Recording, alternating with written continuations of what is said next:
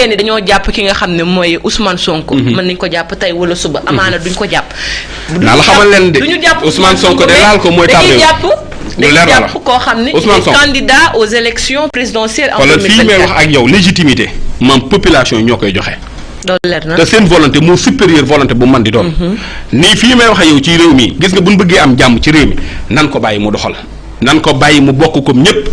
lu yàlla dogal ñu nangu ko waaye bu ñu ko bëggee gaar ci ay affaire projet yu mel noonu mais am na procès yoo xam jël nañ ay année te ñu ngi ne ci tribunal bi kenn da cee mës a wax.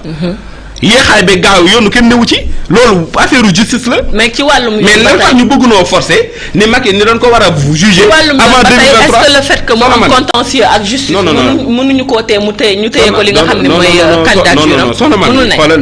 soxna mami ba fii may wax ak yow tant que yoon adduwul de manière définitive wax ni kii kat liñ koy toppee am na kenn mënu koo gàllankoor ci wàllu candidature. d'accord ma wax ni lan moo tax maam ñu bëgg ñun maanaam ñu këlëfoon ni doomu aadama yi pour maanaam procès maanaam Ousmane Sonko ak Adji Sarr am avant 2024 pourquoi am na ay projets yoo ay procès yoo xam ne mais attendez man mii je suis un avocat j'ai des dossiers yoo xam ne ña ma ko yoral depuis 2 ans 3 ans seen dossier mi ngi en instruction. ana lan moo sabab ñu bëgg maanaam mbir mi ñu wax ko ci sensé mu féete bor déedéet enquête la xam nga justice c'est une dame lente qui marche lentement mais sûrement nan bàyyi yoon mu doxal liggéeyam ci wàll wu ni mel man je suis un légaliste mënuma wax ni maam wàll woo puisque une plainte am na rek la war moo ñu instruire ko ba effectivement wax lan moo ciy dëgg ak lu ci waaye nag d'accorduma ci nan ko gaawal ngir kii kat dafa bëgg a nekk candidat élection présidentielle nan ko xañ te attendez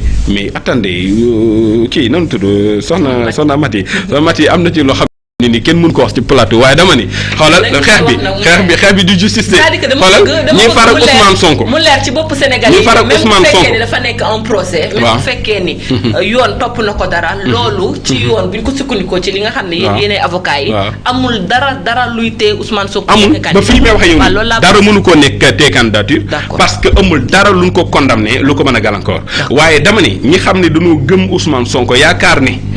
maanaam buñ ko dénkee réew mi ëllëg bu fi toogee mën naa soppi li fi ne nan garab seen bakken ci aar ko ci wàllu woowu ni ñu koy aare mooy fexe ba maanaam nërmeel gi xam ni mooy yéene yi maanaam waa pouvoir bi loola nan fexe ba indiqué ko parce que buñ ko dugalee ci yenn procédures yi li gis nga article 34 bi lañuy jël dóor ko ci kawam dootul nekk article 34 mais attendez wax naa leen Sonko kii jaaru fi Khalifa Sall jaaru fi élection yi jigéen ñu ko def perte ses droits civiques et politiques. ci nit ñi ni ñu wax. de même que Karim Wade noonu mais Sonko fa la jëm bu ñu seetaanee ba mu dem procès mais ci jamono ji mais du dem du bokk ci candidat yi loolu mooy li leer xam nga dafa am loo xam ne nii fu maanaam xel daf koy jële jëluñ cee àddu maanaam moom Sonko nan ko aar na maa ngi koy waxaat di ko waxaat man li ma njort mooy li mu ŋànk. ci maanaam lu jëmee kanam réew mi ci moom ak ñi mu ko àndal la léegi nag lu mel noonu war nañ cee gar suñ tànk tuwéy ba loolu effectivement sotti waru noonu nungu ñu ko di nërmeel ci ay pexe wala ay intérêt crypto personnel waru leen guider Macky Sall mbiram jeex na organiser des élections transparentes libres et démocratiques maam ku yàlla fal ci réew mi ñu xam ne moom mais kan moon wax ni Sonko sax muy jiite réew mi est-ce que loolu wërta mën a doon keneen ci doomu Sénégal yi man mii di toog ak yow lan moo ma wax ni ma ëllëg yàlla suñu borom mënul dogal doomu aadama yi wóolu ma gëmm ci kàttanu suñu borom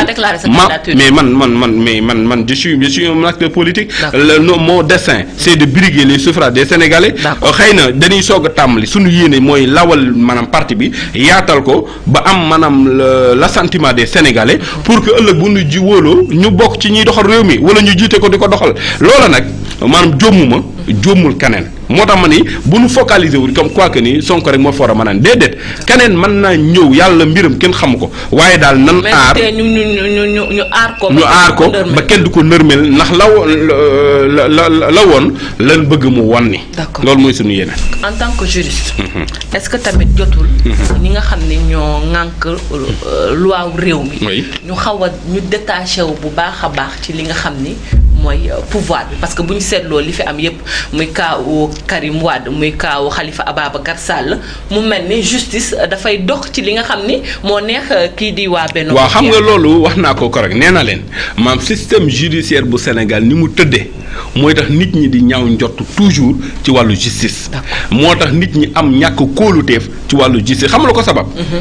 xam nga ci système bi xam ne moom la nekk fii ci Sénégal le président de la République c'est le président du conseil supérieur de la magistrature c'est-à-dire moom mooy présider la magistrature am maanaam koo xam ne nii di ministre de la justice teewal ko ci système bi muy supérieur hiérarchique am su maanaam ministre boobu mooy supérieur hiérarchique maanaam juge bu mën a doon dégg nga fa ji juge yi ñooy àtte nit ñi dañuy njort ni est-ce que ci dossier maanaam xibaar wala bëgg-bëgg wala sañ-sañ en tout cas yéene mënut a tukkee ca président de la République jaar ci ministre maanaam de la justice bi àgg ci magistrat bi influencé ko mu jor une décision bu wuute ak li xam ni mooy liy dëgg. loolu maam si defin woowu maam fee boobu moo tax nit ñi xaw a ragal wàllu justice jàpp ni réew mi ni mu tëddee maam président de la république mooy buur di bumi ci wàll wu mën di doon te ku mu neex mën na laa dugal ci kaso ku ko neexul it mën na laa génne ci kaso yu mel noonu la bu fekkee dañ koo tëg bët mu leer nañ ci kanamu doomu aadama yi nit ñi dañuy ragal njortu ni xëy na kat procès bii kat bu amoon tey bu moytu ñu nërmeel ko ndax sàkku teefu ki xam ni moo jiite réew mi tey loolu moo tax ñuy ragal loolu nag firiwul benn yoon ni justice indépendantul fii ci Sénégal parce que magistrats yi xam ne man xam naa leen di leen coudoyer à longueur de journée li ma gëm c'est des gens indépendants des professionnels nee na qui se trompent rarement j'ai l'habitude d'aller devant la barre de dire que nos magistrats